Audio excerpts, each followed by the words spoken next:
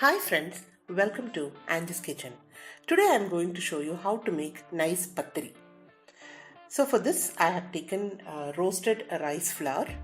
So this is the flour, this is the measuring cup I have taken, in which I have taken 2 cups of rice flour. So make sure that the flour is very thin, like how you see here. And here I have taken Nirapara brand for pathiri.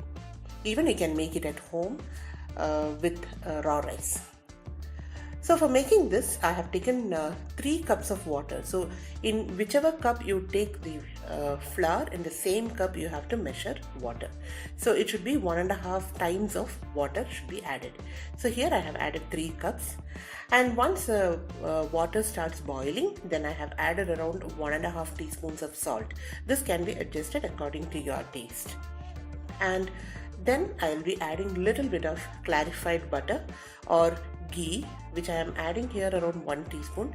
So this is to make the flour very much soft.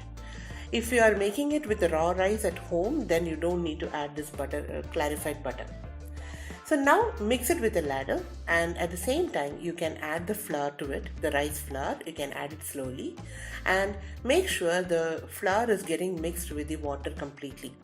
So at this stage you have to reduce the flame to the simmer and you mix it well so that the entire flour is getting soaked with water, little bit soaked with water.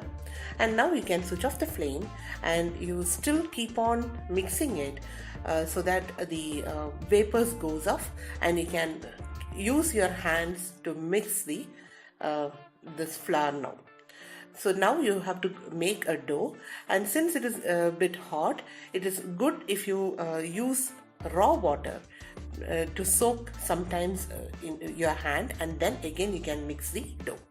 So likewise you mix the dough completely and make sure that you have to mix it so well, or you have to knead it so well so that the dough will be so soft and you can make very nice or very thin pathiri out of this.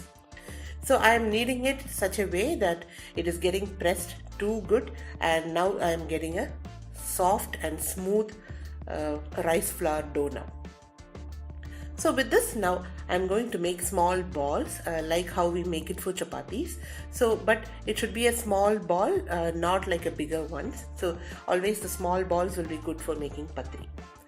And now I'm going to flatten this dough like how the same process as you make chapatis. So I have taken a small dough and then I'm going to shape it and press it, and now using rice flour itself I am going to press this. So when you use rice flour for making this pathiri, you can actually make very thin pathiris with this. So now I am going to press it and make sure that the entire dough is flattened in the same thickness, and it should be very thin, and as thin as you can make it, that will be the best way of making the pathiri. So you can see it here that I am pressing from all the sides to ensure that the entire pathiri is of the same thickness. So likewise you can press it, and if you want you can add little bit more dough, the flour, so that you can press it easily and it is not getting stick to each other. So now you can see how thin I have made this pathiri. So now I am going to heat a pan, and once the pan is really hot, I am going to add this dough, the flattened dough, and then upon cooking on one side I have turned it, and then I'll keep on high flame for some time so that I could see small bubbles popping out of this dough now. So now you can see that there is a small bubble popped up, and I have turned it, and now you can see the entire pathiri has puffed out, and now the nice pathiri is ready. Thank you for watching my video. Please share it and subscribe.